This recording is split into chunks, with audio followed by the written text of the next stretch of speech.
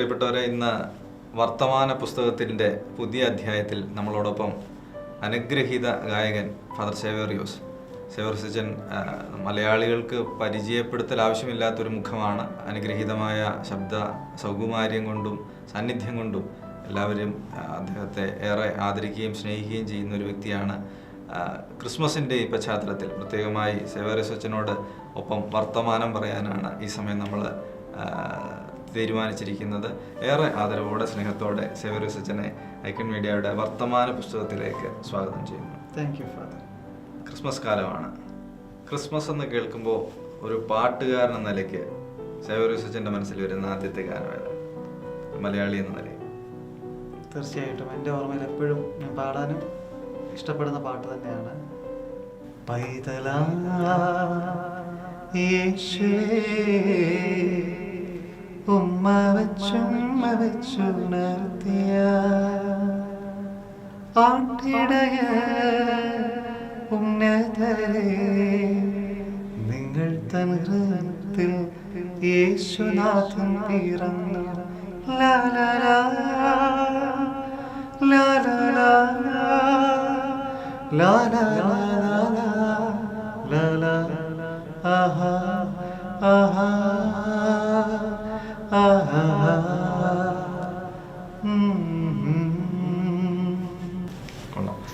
ആ ഒരു പാട്ട് എല്ലാവരുടെയും ഓർമ്മകളിലുള്ളതാണല്ലേ? തീർച്ചയായിട്ടും ഒരു എവർഗ്രീൻ സോങ് ആണ് അത്. ഇത്രയും വർഷങ്ങളായി, ഒരു 30-35 വർഷത്തോളം ആയി കാണും ആ പാട്ട് റിലീസായിട്ട്. പക്ഷെ ഇപ്പോഴും ആ പാട്ടുകളോടൊരു ഇഷ്ടമുണ്ട് നമ്മുടെ മലയാളികൾക്ക്. പ്രത്യേകിച്ച് നമ്മുടെ ക്രിസ്ത്യൻ മേഖലയിൽ അല്ലെങ്കിൽ ക്രൈസ്തവ പാരമ്പര്യത്തിലുള്ളവർക്ക് മാത്രമല്ല, മറ്റ് സിംഗേഴ്സ് ആണെങ്കിൽ പോലും ഇപ്പം നമ്മൾ ഷോസിനൊക്കെ പോകുമ്പോൾ, പള്ളിയുമായി ബന്ധപ്പെട്ടൊക്കെയുള്ള ഷോസിനൊക്കെ പോകുമ്പോൾ, പുറത്തൊക്കെ പോകുമ്പോഴും മിക്കവാറുമുള്ള ഈ ഫിലിമിലൊക്കെ പാടുന്ന പ്ലേബാക്ക് സിംഗേഴ്സായിട്ടുള്ള ആർട്ടിസ്റ്റുകൾ ഇഷ്ടപ്പെടുന്നതും പാടുന്നതുമായ ഒരു പാട്ടാണ് ഈ ക്രിസ്മസ് കാരൽ, ക്രിസ്മസ് ലിറ്റർജി. ഇതൊക്കെ നമുക്ക് വളരെ ഇഷ്ടമാണ്. പ്രത്യേകിച്ച് ഈ ഒരു കാലം വളരെ പ്രതിസന്ധിയിലൂടെ കടന്നു പോകുന്ന ഒരു സമയമാണ്.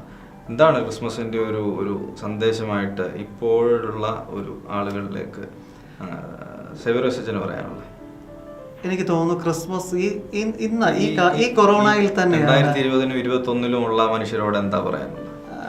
അതായത് എനിക്ക് തോന്നിയത്, ഞാൻ ഈ കാലഘട്ടത്തിൽ, ഈ ആഗമന കാലഘട്ടത്തിൽ ധ്യാനിക്കുന്നത്, മംഗളവാർത്ത കാലഘട്ടത്തിൽ നമ്മൾ ധ്യാനിക്കേണ്ടത് ക്രിസ്തു പിറന്നത് ഒരു സന്തോഷകരമായ ഒരു അല്ലെങ്കിൽ ഒരു അറ്റ്മോസ്ഫിയറിലായിരുന്നു എന്ന് എനിക്ക് ചിന്തിക്കാൻ പറ്റുന്നില്ല. കാരണം വേദപുസ്തകപരമായി ഞാനൊരു വലിയ ബൈബിൾ പണ്ഡിതനൊന്നുമല്ല. ഇത് കേൾക്കുന്ന അറിവുള്ള ആളുകൾ പക്ഷേ തിരുത്തിയേക്കാമായിരിക്കും. പക്ഷേ എൻ്റെ പരിമിതമായൊരു ബോധ്യത്തിൽ മറിയത്തിനും ജോസഫിനും അവർക്ക് ഈ ഉണ്ണി പിറന്നതിന് ശേഷവും അതിന് മുമ്പുള്ള അവരുടെ കാലഘട്ടം എന്ന് പറയുന്ന ഒരു വലിയ ക്രൈസിസിന്റെ കാലഘട്ടം തന്നെയാണ്. കഷ്ടപ്പാടുകളുടെ മധ്യയാണ് ക്രിസ്തു പിറക്കുന്നത്. ക്രിസ്തു പിറക്കുന്ന ഇടങ്ങൾ, ക്രിസ്തുവിന്റെ ഇടങ്ങൾ, ക്രിസ്തുമസ് എന്ന് പറയുന്നത് എപ്പോഴും നമ്മളാണ് അതിനെ വീഞ്ഞിന്റെയും കേക്കിന്റെയും മധുരം കൊടുത്ത് മധുരതരമാക്കിയത്. അതിനപ്പുറത്ത് ഒരു സഹനത്തിലൂടെയുള്ള ഒരു സന്തോഷം, രക്ഷ ലഭിക്കുന്നതിനുള്ള ഒരു പ്രശ്നഭരിതമായ യാത്രകൾ. രക്ഷകന്റെ പിറവിക്ക് മുൻപിൽ അല്ലെങ്കിൽ രക്ഷകന്റെ പിറവിയോടൊപ്പം തന്നെ ഈ ഒരു പ്രതിസന്ധികൾക്ക് ശേഷമാണ് രക്ഷകനെ ശരിക്കും പ്രത്യാശയുടെ നക്ഷത്രം ഉദിക്കുന്നത്. അപ്പൊ അതൊരു നക്ഷത്രത്തിന്റെ അത്തരം പ്രത്യാശയുടെ ഒരു പാട്ട് ഏതാ പെട്ടെന്ന് ഓർക്കാൻ പറ്റുന്ന, അല്ലെങ്കിൽ ആരാധനക്രമത്തിലെയോ പരമ്പരാഗതമായിട്ട് കേട്ടിട്ടുള്ളതോ? അച്ഛനൊന്ന് ഫോക്ക് സോങ്ങുകളിലൊക്കെ താല്പര്യമാണ്. അപ്പൊ അതുകൊണ്ട് അത്തരം ഓർമ്മകളൊക്കെ നക്ഷത്രവുമായി ബന്ധപ്പെട്ട് പാടാൻ പറ്റുന്നത്, നക്ഷത്രവുമായിട്ട് ബന്ധപ്പെട്ട് ഒരുപാട് ചലച്ചിത്ര ഗാനങ്ങളൊക്കെ ഉണ്ട്, ഭക്തിഗാനങ്ങളും ഉണ്ട്. പക്ഷെ പെട്ടെന്ന് ക്രിസ്മസിനോട് താരകം തന്നെ നോക്കി ആട്ടിടയർ നടന്നു, താരകം തന്നെ നോക്കി ആട്ടിടയർ നടന്നു, തേജസ് മുന്നിൽ കണ്ടു അവർ ബേതലിൻ തന്നിൽ വന്നു, രാജാതിരാജന്റെ പൊൻതിരുമേനി അവർ കാലിത്തൊഴുത്തിൽ കണ്ടു. യഹൂദിയായിലെ ഒരു ഗ്രാമത്തിൽ ഒരു ധനുമാസത്തിൻ കുളിരും രാവിൽ രാപാർത്തിരുന്നു രജപാലകർ ദേവനാഥം കേട്ടു ആമോദരായി. നക്ഷത്രം എന്ന് പറഞ്ഞപ്പോൾ തീർച്ചയായിട്ടും ഈ പാട്ടിന് ഇതുപോലെയാണ്. ഞാൻ ഈ നമ്മൾ ഗൾഫിലൊക്കെ പ്രോഗ്രാമിന് പോയിട്ടുള്ള സമയത്ത് പ്രത്യേകിച്ചും ഞാൻ ഈ അച്ഛൻ പറഞ്ഞതുപോലെ മാപ്പിളപ്പാട്ടുമായി ബന്ധപ്പെട്ട് പാടിയത് കൊണ്ട് ശ്രദ്ധിക്കപ്പെട്ടു എന്നുള്ളതേ ഉള്ളൂ. അപ്പം കൂടുതലും ആ മേഖലയിലുള്ള ആളുകൾ അതുമായി ബന്ധപ്പെട്ട പരിപാടികളിലൊക്കെ വിളിക്കുമ്പോൾ മുസ്ലിങ്ങൾ പോലും നമ്മളോട് പാടാൻ പറയുന്ന ഒരു പാട്ടാണിത്. കാരണം അത്രമാത്രം സുപരിചിതമാണ് ഈ പാട്ട്. എന്തോ ഒരു പോസിറ്റീവ് അതെ അതെ അതെ അത് അവർക്ക് ഇതിന്റെ തിയോളജിയും ഫിലോസഫിയും ഒന്നും അറിയത്തില്ല, പക്ഷെ ആ പാട്ട് മെലഡി അവർക്ക് ഇഷ്ടമാണ്. അതാണ് സംഗീതത്തിന്റെ ഒരു വലിയ പ്രത്യേകത. അതിൻ്റെ അകത്തെ ആധ്യാത്മികതയെ കുറിച്ച് അധികം ചിന്തിച്ച് തല പോകാൻ ശ്രമിക്കാതെ. അച്ഛൻ സംഗീതം പഠിച്ച ഒരാളാണ്, പഠിച്ചുകൊണ്ടിരിക്കുന്ന ഒരാളാണ്, ശാസ്ത്രീയമായിട്ട് അതിനെ സമീപിക്കുന്ന ഒരാൾ കൂടിയാണ്. അല്ലാതെ പെട്ടെന്നൊരു സുപ്രഭാതത്തിൽ ഒരു മാപ്പിളപ്പാട്ട് പാടിയത് കൊണ്ട് ശ്രദ്ധിച്ചപ്പെട്ട ഒരാളല്ല. അതുകൊണ്ടായിരിക്കാം കുറച്ചുകൂടെ ആ സമയത്ത് പോപ്പുലർ ആയത്. പക്ഷെ സംഗീതത്തോടുള്ള അച്ഛൻ്റെ താല്പര്യം അന്ന് തുടങ്ങിയതല്ല, അതിനൊക്കെ മുമ്പ് തുടങ്ങിയാണ്. അപ്പൊ അത് അറിയാത്ത ആളുകളുണ്ടെങ്കിൽ അത് പറഞ്ഞു കേട്ട് തെറ്റിദ്ധരിക്കേണ്ട, കാരണം അതുകൊണ്ടാണ് ഞാനത് തിരുത്തി പറയാൻ ശ്രമിച്ചത്. അപ്പോൾ സംഗീതത്തെ ഈ ആത്മീയ അനുഭവത്തിലേക്ക് മാറ്റുന്നതിന് അതിപ്പം ഏത് പാട്ട് പാടുമ്പോഴും അതിൽ പറയാൻ ശ്രമിക്കുന്ന ഒരുപാട് കാര്യങ്ങളുണ്ട്. അതിപ്പോൾ മാപ്പിളപ്പാട്ട് പാടിയാലും ക്രിസ്ത്യൻ ഫോക്ക് സോങ്സ് ഉണ്ട്, അതും അച്ഛൻ പഠിച്ചാണ്. അച്ഛൻ്റെ പഠന വിഷയം തന്നെ അത്തരം ഒരു കാര്യമാണെന്നറിയാം. അപ്പോൾ അതേക്കുറിച്ച് കൂടെ ഒന്ന് പറയണം. അതെങ്ങനെ ഈ ഒരു ക്രിസ്തു അനുഭവത്തെ, അല്ലെങ്കിൽ നമ്മൾ സമീപിക്കുന്ന ഒരു രക്ഷയെ, അതിനെ സമീപിക്കാൻ ഈ സംഗീതത്തിൻ്റെ യാത്ര എങ്ങനെ അച്ഛനെ സഹായിക്കും? പക്ഷെ നമ്മൾ ഈ കലയുമായി ബന്ധപ്പെടുത്തി നമ്മൾ ആധ്യാത്മികതയെ ചിന്തിക്കുമ്പോൾ, പ്രത്യേകിച്ച് ഭാരത പശ്ചാത്തലത്തിലായാലും ഇപ്പം വെസ്റ്റേൺ ഒരു കൾച്ചറിലായാലും, അച്ഛൻ പുറത്തൊക്കെ പഠിച്ച ആളായതുകൊണ്ട് എന്നേക്കാൾ എനിക്ക് കേട്ടുള്ള പരിചയമാണ്. അച്ഛൻ കണ്ടും അനുഭവിച്ചിട്ടുള്ള ആളാണ്. ഈ എല്ലാം തന്നെ ദേവാലയങ്ങളോടും ആധ്യാത്മികതയോടും ബന്ധപ്പെട്ടാണ് ഈ കലാരൂപങ്ങളെല്ലാം ഉളവായിട്ടുള്ളത്. പ്രത്യേകിച്ച് നമ്മളുടെ ഇപ്പം കേരളത്തിലെ ക്രിസ്ത്യാനികളുടെ ഒരു ഇടയിലേക്ക് വന്നാൽ, ഇപ്പം സുറിയാനി ക്രിസ്ത്യാനികളുടെ ഇടയിലേക്ക് വന്നു കഴിഞ്ഞാൽ ഈ മാർഗംകളി, അതുപോലെ തന്നെ നമ്മുടെ മൈലാഞ്ചി പാട്ടുകൾ, നമ്മുടെ ചന്തം ചാർത്ത് പാട്ടുകൾ, അതുപോലെ തന്നെ പരിചമുട്ട് പാട്ടുകൾ, കോൽക്കളി പാട്ടുകൾ, ഇങ്ങനെ വളരെ സാമുദായികമായ ഒരുപാട് എസൻസുകളെല്ലാം ചേർത്തുകൊണ്ടുള്ള ഒരു കലാരൂപങ്ങളുണ്ട് നമുക്ക്. ലാറ്റിൻ മിഷണറിമാരുടെ വരവോടുകൂടി ആ ഒരു വെസ്റ്റ്മെൻസും, അല്ലെങ്കിൽ ആ ഒരു പിന്നെന്താ പറയുക, ബാഹ്യമായ ചടുലമായ നൃത്ത ചൂടുകളോടുകൂടി നമുക്ക് ചവിട്ടുനാടകം. അപ്പോൾ പ്രത്യേകിച്ച് എനിക്ക് തോന്നുന്നു കൊച്ചി അല്ലെങ്കിൽ ഈ കോസ്റ്റൽ ഏരിയയിലേക്കൊക്കെ വന്നു കഴിഞ്ഞാൽ ദേവാലയത്തിലൊക്കെ നമുക്ക് ചവിട്ടുനാടകം, കുറച്ചുകൂടി മലയോര അല്ലെങ്കിൽ കുറച്ചുകൂടി മധ്യതിരുവിതാംകൂറിൻ്റെ പശ്ചാത്തലത്തിൽ നമ്മുടെ ഭാഗത്തേക്ക് വന്നു കഴിഞ്ഞാൽ ഈ പറഞ്ഞ മാർഗം കളിയും പരിചുമുട്ടുകളിയും ഒക്കെ. അപ്പം ഇതിൻ്റെ എല്ലാം പ്രമേയം എന്താ? ബൈബിളിലെ ചരിത്രങ്ങൾ, ബൈബിളിലെ കഥകൾ വായ്മൊഴിയായി ഇപ്പം പല പാട്ടുകൾക്കും അത് എഴുതിയ ആരാണെന്നോ അതിൻ്റെ മ്യൂസിക് ആരാണെന്നോ നമ്മുടെ ട്രഡീഷണൽ പാട്ടുകൾക്ക് നമുക്ക് പറയാൻ പറ്റത്തില്ല. ഏത് നൂറ്റാണ്ടിലാണ്? പിന്നെ ഭാഷയുടെയും അതിനകത്ത് ഉപയോഗിച്ചിരിക്കുന്ന ചില പദപ്രയോഗങ്ങളുടെയും ഒക്കെ അത്തരം സാമ്യങ്ങളുള്ള പാട്ടുകൾ പ്രത്യേകിച്ച് മാർഗംകളി, മാപ്പിളപ്പാട്ടും. തീർച്ചയായിട്ടും. അതായത് കാരണം ചിലർക്കൊരു തെറ്റിദ്ധാരണയുണ്ട്, സേവ്യറിയസ് അച്ഛൻ മാപ്പിളപ്പാട്ടിന്റെ ടൂണി ക്രിസ്തീയ ഗാനം പാടിയതാണ്, ക്രിസ്തീയ ഗാനത്തിന്റെ ടൂണി മാപ്പിളപ്പാട്ട് പാടി. അല്ല, അതിനെപ്പറ്റി കൃത്യമായിട്ട് അറിയാത്തവർ അങ്ങനെ ചില സംശയങ്ങൾ പറയാറുണ്ട് എനിക്കിപ്പോ പ്രത്യേകിച്ച് സോഷ്യൽ മീഡിയയിൽ പലരും അത് അവരുടെ അറിവില്ലായ്മ കൊണ്ടാണ് കേട്ടോ.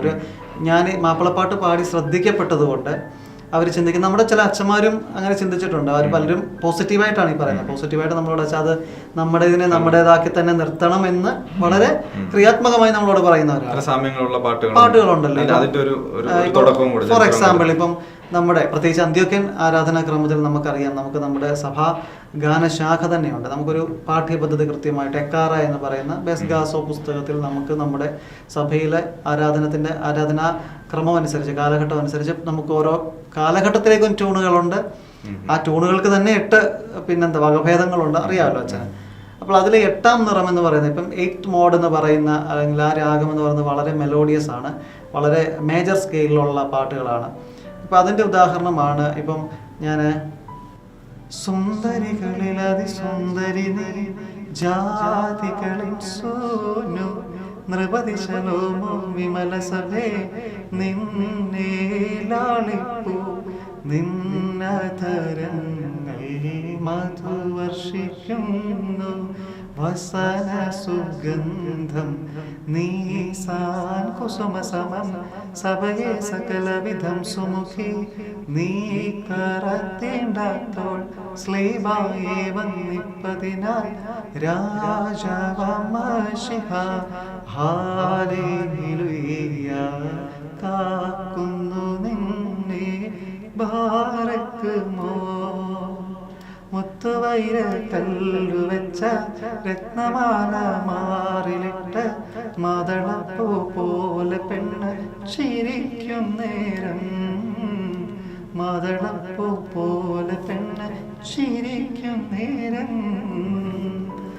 മാപ്പിളപ്പാട്ടാണ്. പക്ഷെ ഇതിന്റെ ഒരു ഉൽപ്പത്തി അല്ലെങ്കിൽ എക്കാറായെ സംബന്ധിച്ചിടത്തോളം നമുക്കറിയാം, അത് ചരിത്രം നമുക്ക് വ്യക്തമായിട്ട് സഭയിൽ നമ്മൾ പഠിക്കുന്നുണ്ട്. സേവറിയോസ് ഓഫ് അന്ത്യോക്യയിലെ മോർ സേവറിയോസിന്റെ കാലഘട്ടത്തിൽ അദ്ദേഹം ഇങ്ങോട്ടാണ്. ഇതിന് മുമ്പ് ഉണ്ടായിരുന്നെങ്കിലും ഒരു ഗ്രീക്ക് ഇൻഫ്ലുവൻസോട് കൂടി അദ്ദേഹമാണ് ഇതിനെ, അതുകൊണ്ടാണല്ലോ നമ്മുടെ ഹൂത്തോമയിൽ നമ്മൾ പാടുന്നുണ്ട് സംഗീതത്താൽ സഭയെ ഉയർത്തിയ സേവറിയോസ് എന്ന് പറയുന്നുണ്ട്, പ്രാർത്ഥന തന്നെ. അപ്പോൾ സേവറിയോസ് ഓഫ് അന്ത്യോക്ക് ആണ് ഇതിന്റെ ഒരു ഉപജ്ഞാതാവെന്ന് പിതാക്കന്മാർ പഠിപ്പിക്കുന്നുണ്ട്.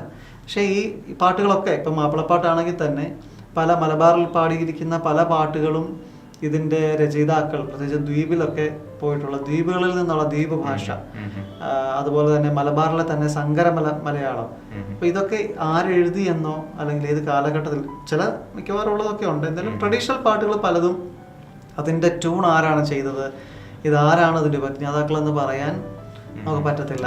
ഇത്തരം സാമ്യങ്ങളുള്ള മറ്റ് വീണ്ടും തീർച്ചയായിട്ടും നമ്മുടെ ഇപ്പം ജ്ഞാനായ സമുദായം ഉപയോഗിക്കുന്ന അല്ലെങ്കിൽ ജ്ഞാനായ സമുദായം അത് മുന്നോട്ട് കൊണ്ടുപോകുന്നു. കേരളത്തിലെ സുറിയാനി ക്രിസ്ത്യാനികൾ ഒരുപോലെ ഉപയോഗിച്ചിരുന്ന അല്ലെങ്കിൽ നടത്തിയിരുന്നതായ കുറേ നമ്മുടെ സാമുദായിക ആചാരങ്ങളുണ്ടായിരുന്നു.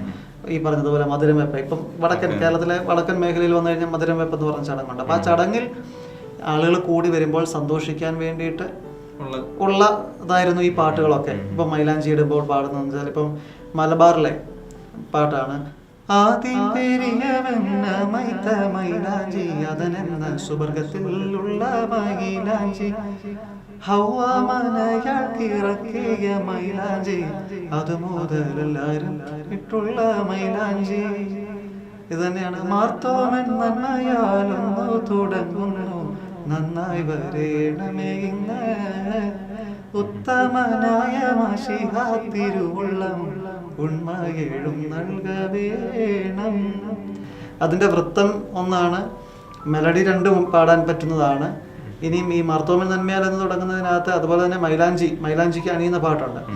ഈ മൈലാഞ്ചിക്കകത്ത് പാടിയിരിക്കുന്ന വിഷയം തന്നെയാണ് മുസ്ലിങ്ങളുടെ ഇപ്പം ആദി പെരിയവൻ എന്ന് വെച്ചാൽ ഉടയവൻ, അമൈത്ത മൈലാഞ്ചി, ഉണ്ടാക്കിയ മൈലാഞ്ചി, നിർമ്മിച്ച മൈലാഞ്ചി.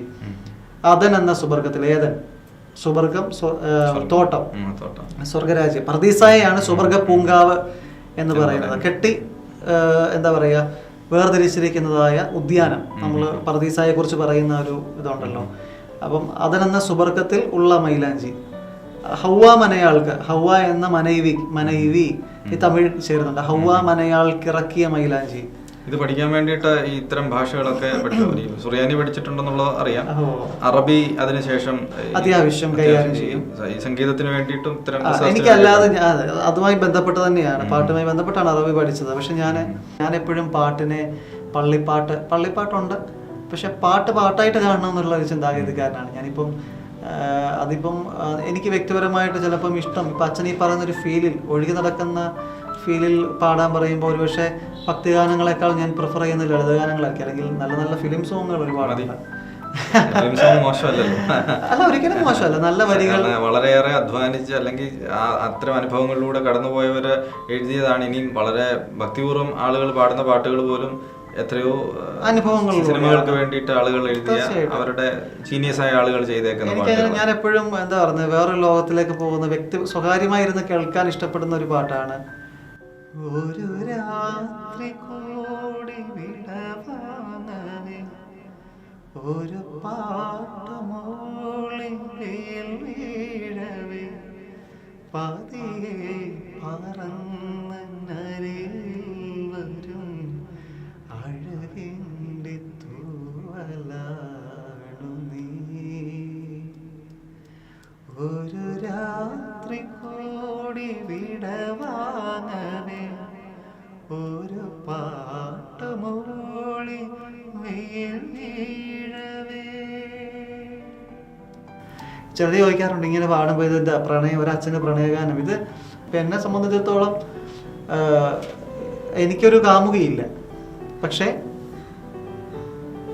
എന്നിലേക്ക് വരുന്ന അഴകിൻ്റെ തൂവൽ എന്ന് പറയുന്നത് ദൈവത്തിൻ്റെ കരസ്പർശമായിട്ട് എനിക്ക് അതിനെ കാണാൻ പറ്റുന്നുണ്ട്. സീരിയസ്ലി. അല്ല, തീർച്ചയായിട്ടും അത് അതുകൊണ്ടാണ് പാട്ടിലൂടെ അതിന്റെ അത് തരുന്ന ഒരു അനുഭവമാണല്ലോ പ്രധാനം. അതിനകത്ത് ഞാൻ പറയാൻ ശ്രമിക്കുന്നത്, ഞാനൊരു പാട്ടും പിന്നെ അതിൽ ഞാൻ പാടുമ്പോഴൊക്കെയും എൻ്റെ ഉള്ളിലുള്ള ഒരു ദൈവാനുഭവമുണ്ട്. കാരണം ഏത് പാട്ട് പാടണമെങ്കിലും എടുക്കുന്ന ഒരു ശ്വാസം പുറത്തേക്ക് പോയില്ല എന്നുണ്ടെങ്കിൽ എന്തെങ്കിലും നടക്കും? ഇല്ല, ദൈവകരുണയാൽ. അപ്പോൾ നമ്മൾ കണ്ണടച്ചാൽ ദൈവത്തിൻ്റെ മുഖം കണ്ടുകൊണ്ട് പാടാൻ ശ്രമിച്ചാൽ ആ പാട്ടിലൊരു ജീവനുണ്ട് എന്ന വ്യക്തിപരമായ അനുഭവമുള്ള ഒരാളാണ് ഞാൻ. അതുകൊണ്ട് ആയിരിക്കാം നമ്മൾ പാടുന്ന പാട്ടുകളിൽ ഒരു ജീവനുണ്ട് എന്ന് മറ്റുള്ളവർ പറ്റുന്നു. തീർച്ചയായിട്ടും. അതുപോലെയാണ് ഇപ്പൊ വെള്ളിനില നാട്ടിൽ എന്നുള്ള പാട്ട്. അത് ഒരുപാട് എനിക്ക് തോന്നുന്നു മാപ്പിളപ്പാട്ട് പാടിയതിനേക്കാൾ ഒരു സ്വീകാര്യത. നമുക്ക് നമ്മുടെ മൂടുന്നു. വെള്ളിനില നാട്ടിലെ പൗർണമി തൻ വീട്ടിലെ പൊന്നൊരുക്കും പാട്ടിലെ രാഗദേവതേ, പാൽക്കടലിൻ മംഗത്തൻ പ്രാണസുധാഗംഗത്തൻ മന്ത്രജലം വീഴ്ത്തിയൻ കണ്ണനെ നിന്നുത്താം. മേഘപ്പൂങ്കാറ്റിൻ്റെ പള്ളിത്തേരേറി നക്ഷത്രക്കൂടാരം കീഴിൽ വാദേവി ആലംബം നീ, ആധാരം നീ.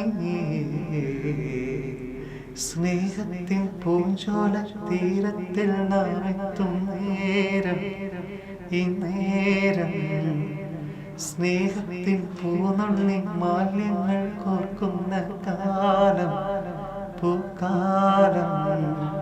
പൂജപ്പൂ നീ, പൂജിപ്പൂ ഞാൻ, പന്നീരും തേനും കണ്ണീരാത്താനേ. ഈ പാട്ട് പാടുമ്പോഴേ ഇതിന്റെ ഒരു സാഹിത്യം കണ്ടവാനം സ്വാധീനിക്കാറുണ്ടോ ആ പാട്ടിന്റെ? ദേവാങ്കണങ്ങൾ കൈയൊഴിഞ്ഞ താരകം സായാഹ്ന സാനുവിൽ വിലോലമേഘമാ.